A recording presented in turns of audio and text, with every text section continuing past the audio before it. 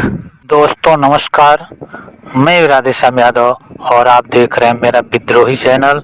आप सभी का मेरे चैनल पर बहुत बहुत बहुत स्वागत है। आपने जो भी प्रेम और दुलार मुझे दिया है उसके लिए मैं हृदय से आप सबका आभारी हूँ। मुझे उम्मीद ही नहीं बल्कि पूर्ण विश्वास है कि आगे भी आपका स्नेह मुझे मिलता रहेगा। आप मेरे वीडियो को लाइक करें और अभी तक अगर मेरे चैनल को सब्सक्राइब नहीं किया है तो मेरे विद्रोही चैनल को सब्सक्राइब करें। मेरे आत्मन, मैं आप सबके भीतर बैठे उस परमात्मा को प्रणाम करता हूँ और उस परम ब्रह्म परमात्मा से यह प्रार्थना करता हूँ कि आपके मन में भी वह परमात्मा को पाने की प्यास जगाए, आपके अंदर भी इस जीवन की सच्चाई को जानने की प्यास जगे ताकि आपका जीवन भी धन्य हो सके। और ये बातें थोड़ी कठोर जरूर लगेंगी लेकिन यही जीवन की सच्चाई है।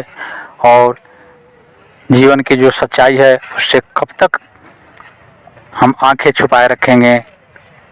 जीवन भर तो हम अपने अज्ञानता को छुपाने का ही काम किया है, जीवन भर हम अपनी मूर्खताओं को छुपाने का ही प्रयास किया है और अपने हर उस कार्य को सही साबित करने का प्रयास किया है जो हमारी नज़रों में भी गलत है और समाज के नज़रों में भी।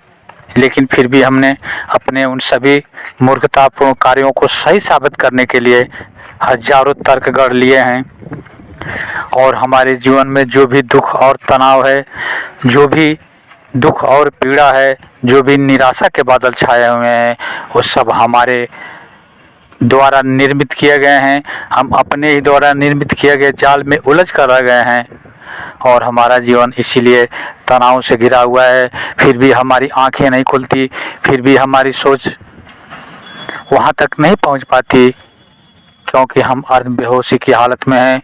लगभग हर आदमी अर्ध बेहोशी की हालत में जीता है, इसीलिए अपने अहंकार की पुष्टि के लिए वो अपने द्वारा किए गए गलत कार्यों को भी सही साबित करने में लगता है। और दुनिया का हर आदमी यह सोचता है कि मैं दुनिया का सबसे बुद्धिमान व्यक्ति हूँ और यही अहंकार आदमी को दुख और तनाव में घिरे हुए है। यही आदमी मनुष्य को अपने उस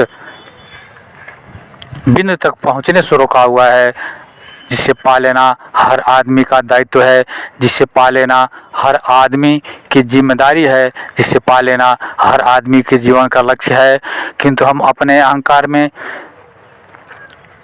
इतने चूर रहते हैं कि कभी हम उस पर ध्यान भी नहीं देते, कभी हम सोच भी नहीं पाते कि हम जो अहंकार बस कार्य कर रहे हैं वो हमारे आने वाले समय में हमारे जीवन में इस लोक और परलोक में भी कितना सहायक हो सकता है। और अगर हम दुनिया की बातें करें तो यह दुनिया तो बहुत ही अच्छी है, दुनिया की हर चीज़ें अच्छी हैं, लेकिन हम अगर अपने देखने के दृष्टिकोण को बदल दें, अगर सोचने के दृष्टिकोण को बदल दें तो हमारा पूरा का पूरा जीवन परिवर्तित हो सकता है और हमारे जीवन में आनंद का वह फूल खिल सकता है जो आज तक खिल न पाया, जो आज तक वह बीज ही बन के रह गया। लेकिन हम कभी चेष्टा ही नहीं करते, हम कभी अपने संबंध में सोचते नहीं, कभी हम अपने द्वारा किए गए कार्यों का मूल्यांकन नहीं करते, इसलिए हम एक के बाद एक भूल करते चले जाते हैं और उस हुई भूल को सही साबित करने के लिए हजारों तर्क गढ़ लेते हैं, हजारों रास्ते निकाल लेते हैं जिससे यह साबित हो जाए कि मेरे द्वारा किया गया कार्य सत्य था।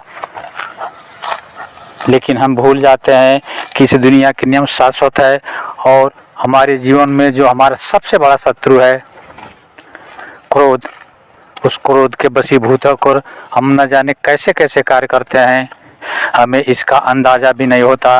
और इन्हीं कार्यों के चलते, अपने इन्हीं व्यवहारों के चलते हम हर पल उस दुख और पीड़ा के जाल में फंसते चले जाते हैं और आखिर में पाते हैं, जीवन के अंत में पाते हैं कि हमने जो कुछ किया वो सारा का सारा गलत था।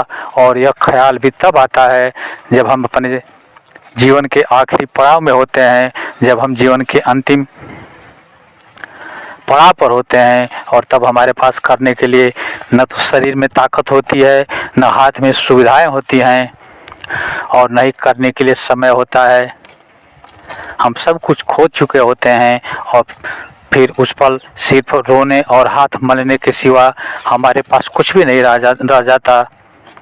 अगर हम समय रहते इन चीज़ों को जान जाएं, समय रहते अगर हम जागरूक हो जाएं, समय रहते अगर हम जीवन के प्रति जाग सकें, तो हमारे जीवन में खुशियों के फूल खिल सकते हैं, हमारा जीवन आनंद से भर सकता है। हम हर पल आनंद के सागर में गोते लगा सकते हैं, लेकिन इसके लिए अपने आप को जगाने की ज़रूरत है, अपने आप को जीवन के प्रति जागने की ज़रूरत है, और इस सृष्टि के मनोविज्ञान को समझने की आवश्यकता है। जिस पल हम इस सृष्टि के इस विराट अस्तित्व के मनोविज्ञान को समझ जाते हैं, उस समय हमें जीवन देखने का दृष्टिकोण बदल जाता है। फिर हमने अब तक जो भी जीवन जिया वो सारे के सारे धारणाएं टूट जाती हैं, सारे के सारे विचार गिर जाते हैं, और फिर हमारे भीतर एक नए दृष्टिकोण का जन्म होता है, और फिर यह संसार हमें कुछ दूसरे तरीके से नज़र आने लगती है। फिर हम संसार के सच्चाई को समझ पाते हैं, लेकिन जब तक हम जीवन के प्रति जागेंगे नहीं, जब तक हम जीवन से जागेंगे नहीं, जब तक हम अपने साथ या अपने अगल बगल घटने वाली हर घटनाओं को होशपूर्वक देखेंगे नहीं, उस पर चिंतन नहीं करेंगे, तब तक हमारे जीवन में यह घटना घटित नहीं होगी। तब तक हम जीवन में दुख और तनाव से ग्रसित रहेंगे, तब तक हम निराशा के बादल से घिरे रहेंगे, और हमारे जीवन में दुख, पीड़ा और तनाव आते रहेंगे।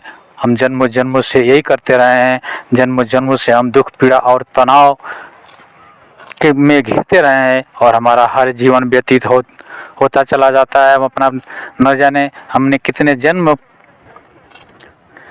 व्यर्थ साबित कर लिए हैं, न जाने हमने कितनी बार इस पृथ्वी पर जन्म लिया होगा, न जाने हमारा कितने जन्म हुआ होगा।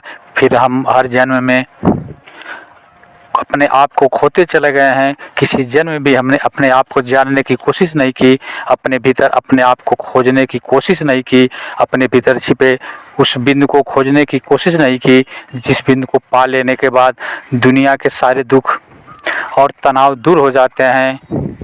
लेकिन कैसी विडंबना है कि जन्मों जन्मों से हम एक ही मूर्खता करते चले आ रहे हैं, और आज भी वही मूर्खता कर रहे हैं। अगर अभी भी समय है, अभी भी अगर हम अपने जीवन से जाग सकें, अभी भी अगर हम अपने द्वारा किए जा रहे व्यवहारों पर एक गहरी नज़र डाल सकें, अभी भी अगर हम उस गहरी निद्रा से जाग सकें, तो हमारा जीवन धन्य होगा। हमारे जीवन में सुख की बीणा बजेगी, हमारे जीवन में शांति के सितारे बजेंगे। हमारे पास सब कुछ है, हमारे सामने बीणा भी रखी हुई है, हमारे पास हाथ की उंगलियां भी हैं। अब आवश्यकता है तो उन बीणा पर उंगलियों को चलाने की, और यह कला सीखनी पड़ती है। सामने बीणा रखी हुई है, हाँ हमारे पास उंगली है, लेकिन जब तक हम बीणा के तारों पर अपने उंगलियों का तालमेल नहीं बिठाएंगे, तब तक मधुर संगीत निकल पाना असंभव है। ठीक उसी प्रकार हमारे जीवन में सब कुछ है, या प्रकृति ने हमें सब कुछ दिया है।